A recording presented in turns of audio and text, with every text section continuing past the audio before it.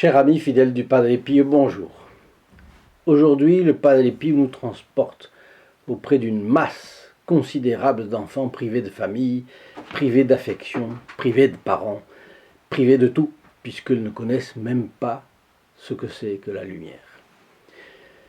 Mais je vous préviens, vous n'avez jamais imaginé que la vérité puisse vous apparaître sous une lumière aussi crue que celle que va vous donner le Padre Pio. Je vous le garantis.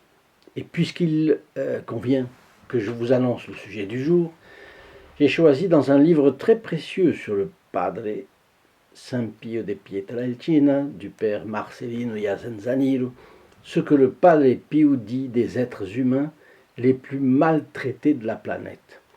Ceux qui, moyennant un acte d'ordre chirurgical ou chimique, sont volontairement arrachés du refuge où Dieu avait prévu de les protéger au début de leur vie et qui voient leur existence brutalement interrompue parce qu'ils ne sont pas aimés comme ils le doivent. Vous m'avez compris. Nous allons voir en quels termes radicaux le Padre Pio en a parlé au père Pellegrino, l'un de ses confrères, qui a même été un temps supérieur du couvent de San Giovanni Rotondo.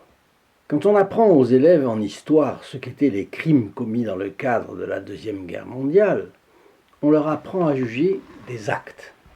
Et ils apprennent que, du point de vue civil, les magistrats reçoivent une délégation de la société pour punir des actes en fonction de règles établies par une tradition, une philosophie et un droit, et culturellement acceptés par l'ensemble de la société.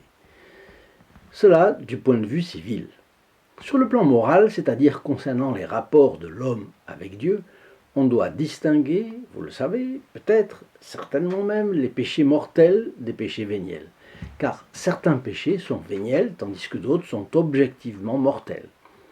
Mortels parce qu'ils entraînent la mort de l'âme. Ils privent celle-ci de l'amitié avec Dieu, de la grâce sanctifiante. L'âme n'est plus capable de mérite, et si elle meurt dans cet état, l'âme va en enfer. 3 conditions doivent être réunies pour qu'on puisse parler de péché mortel. La matière doit être grave, ce sont les matières qui font l'objet des 10 commandements de Dieu. Le pécheur doit avoir connaissance du caractère pécamineux de son acte. Vous savez que l'ignorance involontaire peut diminuer la gravité du péché, mais nul n'est censé ignorer les principes de la loi morale que Dieu a inscrits au cœur de chaque homme. Et puis 3, le pécheur doit donner un consentement délibéré au péché. Un péché, donc, peut être objectivement mortel, la matière étant grave, mais sur le plan subjectif, qui peut savoir si les 2 autres conditions du péché sont réunies? Personne, sauf le pécheur et le confesseur. Voilà pourquoi on ne peut juger de la conscience de quelqu'un quand on n'est pas son confesseur. Mais voilà, le Padre Pio était confesseur. Et en plus, il savait à quoi s'en tenir par une révélation directe de Dieu. Ceci dit, les commandements de Dieu et le Padre Pio avec eux sont radicaux. Et ce que dit le Padre Pio est à ce point radical qu'il convient de comparer vraiment ce qu'il dit et ce que dit celui de ses confrères avec lesquels nous allons le voir en train de dialoguer. J'ajoute que si certains sont tentés de faire passer cette vidéo à la guillotine de la coupure ou à la trappe de la prohibition, c'est bien la doctrine catholique transmise par le Padre Pio qu'ils voudront occulter. Et toute personne intéressée saura qui malmène la liberté de l'information dans notre société. Le Padre Pio s'approche, le Padre Pellegrino s'approche un jour du Padre Pio et lui dit: « Père, ce matin, vous avez refusé l'absolution à une femme qui a volontairement fait disparaître l'être humain qu'elle portait. Pourquoi être aussi rigoureux avec cette pauvre malheureuse ?» Le Padre Pio lui répond: quand les hommes perdront l'horreur de ce crime, mais craindront plutôt les fondements économiques de la société, les sacrifices financiers, personnels à faire, ou les vicissitudes de leur santé, ce sera un jour terrible pour l'humanité, parce que c'est justement le jour où ils devraient manifester leur plus grande répulsion à ce crime.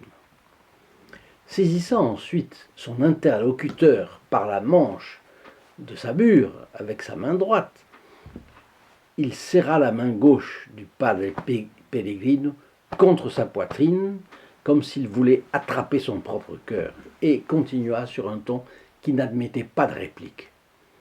Ce crime n'est pas seulement un homicide, c'est aussi un suicide. Quand nous voyons quelqu'un sur le point de commettre l'un et l'autre dans le même acte, avons-nous le courage de manifester notre foi? Voulons-nous récupérer tous ces gens? Oui ou non?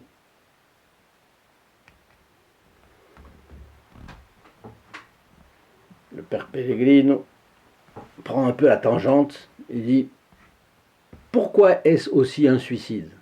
Donc, il saute, il ne va pas au fond du problème, mais il va sur un côté. Pris par une de ces saintes colères dont il était parfois capable, même sans se départir de son fond de douceur et de grande bonté, le Padre Pio répond « Vous comprendriez ce suicide de la race humaine si vous regardiez avec l'œil de la raison les prétendues joies et beautés d'une terre peuplée de vieux et vide d'enfants, brûlée comme le désert. Si vous réfléchissiez, vous comprendriez la double gravité de ce crime. Celui-ci mutile pour toujours la vie des parents. À ses parents, je voudrais imposer les cendres. Là, il va être fort comme tout. Il fait référence au geste du prêtre, le mercredi des cendres. Vous savez, qui trace une croix sur le front de chaque fidèle, avec les cendres produites par les rameaux bénis de l'année précédente, et disant à chacun, tu es poussière et tu retourneras à la poussière. Bon, qu'est-ce que dit le Padre Pio? Je voudrais leur imposer les cendres du fœtus qu'ils ont détruit pour les clouer à leur responsabilité et leur refuser la possibilité de se cacher derrière l'ignorance. Les restes d'un tel crime volontaire ne doivent pas être enterrés avec une fausse commisération. Ce serait une abominable hypocrisie. Bon, là, à ce stade, on comprend que le Padre Pio est le plus radical des hommes sur cette question. Comment est-ce que Dieu voit la chose?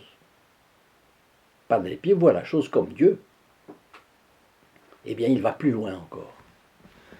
Ces cendres doivent être jetées au visage sans vergogne des parents qui ont tué. Si je les laissais tranquilles, je me sentirais impliqué dans leur crime. Et là, il fait allusion à une doctrine de l'Église, tout prêtre sait. Un prêtre qui banalise le péché de son pénitent, et qui par exemple lui dit non mais c'est pas grave, etc., attire sur lui la punition du péché qu'il n'a pas puni chez son pénitent.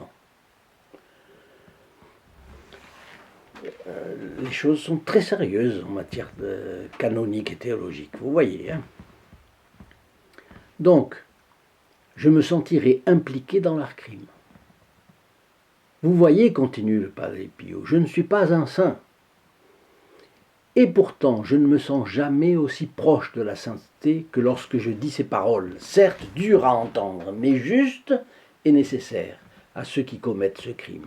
Et chaque fois, j'ai la certitude que ma rigueur reçoit l'approbation de Dieu. Après ces douloureuses luttes contre le mal, j'obtiens justement de lui toujours des moments de calme merveilleux. D'ailleurs, je sens que c'est lui qui m'impose ensuite ces moments de calme. Et là, il applique la fameuse règle du discernement des esprits, selon laquelle, vous le savez, le calme vient de Dieu et le trouble vient du diable. Donc après ces moments, au contraire, il a un grand calme. On comprend donc que, aussi dans cette réponse, que chaque fois, c'est pour lui une lutte.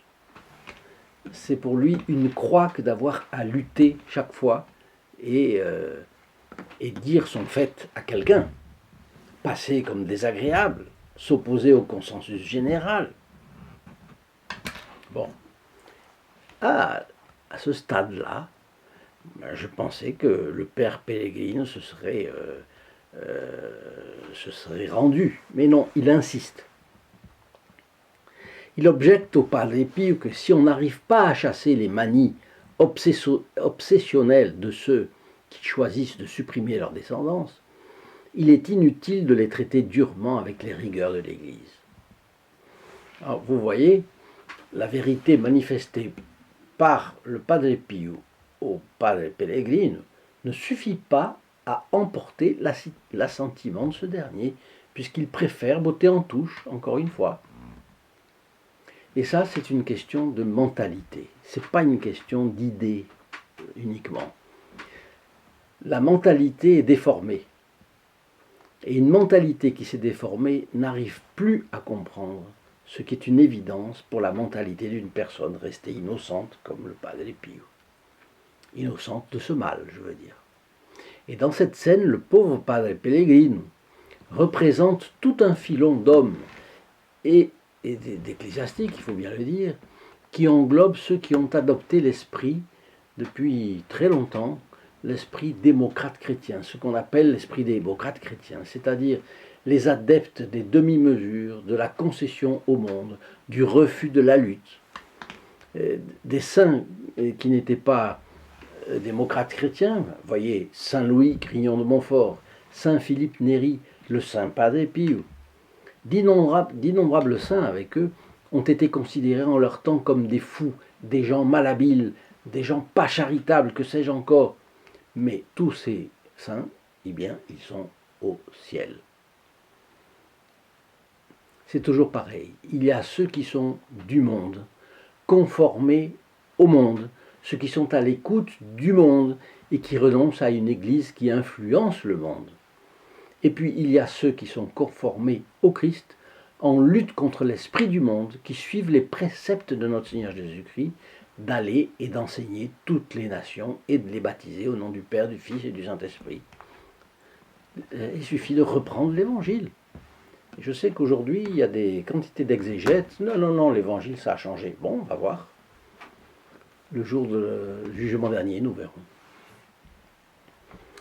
Le Padre Pellegrino, alors, évoque les manies obsessionnelles de ceux qui choisissent de supprimer leur descendance. Et comme on en a l'habitude, il prend des cas à la marge. C'est-à-dire que parmi tous les cas qu'un prêtre peut rencontrer dans sa vie, il prend ceux pour lesquels il serait inutile de les traiter durement avec les rigueurs de l'Église. Lui qui n'a pas le discernement des esprits du Padre Pio, comment sait-il à l'avance que telle attitude à la Padre Pio serait inutile? Il n'en sait absolument rien, mais il objecte tout de même. Et voyons qu'est-ce que le Padre Pio va lui répondre. Ma rigueur, appliquée à défendre la mise au monde des enfants, est toujours un acte de foi et d'espérance dans nos rencontres avec Dieu sur la terre. Malheureusement, avec le temps, cette bataille dépasse nos forces de plus en plus. Et elle doit pourtant être menée pareillement, parce que, en dépit de la certitude d'une défaite sur le papier, notre bataille procure la garantie de la vraie victoire, celle de la nouvelle terre et des nouveaux cieux. Alors tout à l'heure, le Padre Pio s'est montré prophète en voyant à l'avance ce que donnerait une terre désertifiée de ces jeunes et peuplée de vieux. Il a vu ça avec combien d'années d'avance. Ici, il se montre prophète en indiquant à l'Église la direction à suivre malgré l'impasse qui s'offre à ses yeux. Vous voyez, donc certainement après la guerre, donc dans les années 50, 45, 50, il voit que sera perdue la bataille sociétale sur la suppression par les parents de leur propre descendance. Mais il proclame qu'il ne faut pas pour autant renoncer à dénoncer le crime. Tant que certains dénoncent, la société comme un tout n'aura pas accepté et pourra encore se reprendre. C'est ça que ça veut dire. Eh bien, le Padre Pio était vraiment un prophète. Je vous souhaite une bonne soirée et là, une bonne journée. Et là en bas, autre vidéo pour vous. Au revoir.